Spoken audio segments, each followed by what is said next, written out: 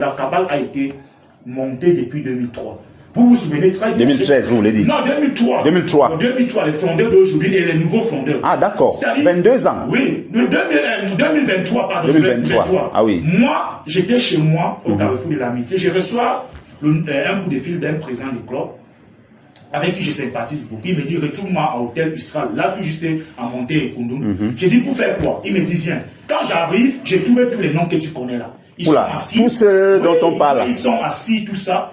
Alors, ils me disent que, ok, on sait, on connaît quels sont les combats que tu mènes, tu es quelqu'un de très courageux. Nous souhaitons travailler avec toi et nous allons t'assigner des missions bien précises. C'est-à-dire, tu fais des directs.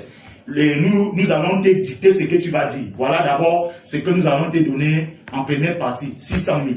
J'ai posé la question à l'un d'entre eux que même, au lieu de réunir tous ces gens-ci pour préparer une cabale médiatique qui ne va aboutir en rien, pourquoi ne pas rassembler tout cet argent, l'investir dans vos différents clubs pour que ces enfants qui se chinent au quotidien là gagnent de leur sueur? C'est cet argent que vous venez donner aujourd'hui aux médias. Ils me disent que non, leur problème c'est qu'ils veulent que tout parte. Il n'a pas respecté le deal, rien n'a marché, ils ne veulent plus de lui. Je leur pose donc la question que vous voulez donc qu'il soit à la tête de la fédération. Ils disent, oui, mais on fait comprendre qu'il travaille pour Ntita.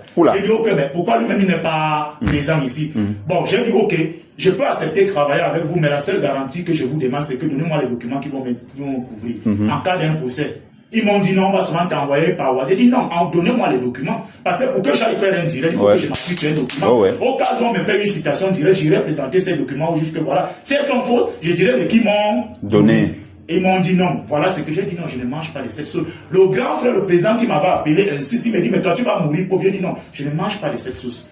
Allez donner à ceux. Oui, j'allais donner à ceux. Je l'ai dit. Je l'ai dit, j'avais même cité le nom de ces présidents. Il est décidé aujourd'hui. Voilà, dit que j'ai dit, allez donner ça à ceux qui ont l'habitude de faire ces genres de cabales. Je n'en fais pas partie. Je ne mange pas de cette sauce. Parce que demain, comme on vous connaît, vous les Camerounais, si je suis dans un problème, ma femme va même vous appeler, vos numéros ne passeront plus. Vous allez me laisser devant mon propre sort. Donc, c'est une cabale qui a été... On vous envoie à l'abattoir alors. C'est une cabale qui a été orchestrée. Comme d'habitude, comme depuis 2013, les gens veulent se servir des autres. Ils ont un agenda caché. C'est quoi? C'est que quand ils reçoivent des prébendes, des noms de quelqu'un qui prétend vouloir diriger la Fédération camerounaise de football, ils se retournent d'aussitôt pour recruter des communicateurs qui les payent à monnaie de singe. Pour faire le chantage, effectivement, comme tu l'as ciblé, c'est une question de chantage. Donc les trois là sont des personnes que ça pour vous dire, sans toutefois être impoli avec eux, c'est que cette histoire sera froissée et jetée dans la poubelle au niveau de la FIFA. D'accord. C'est un pétard mouillé. Merci Sébastien Bala.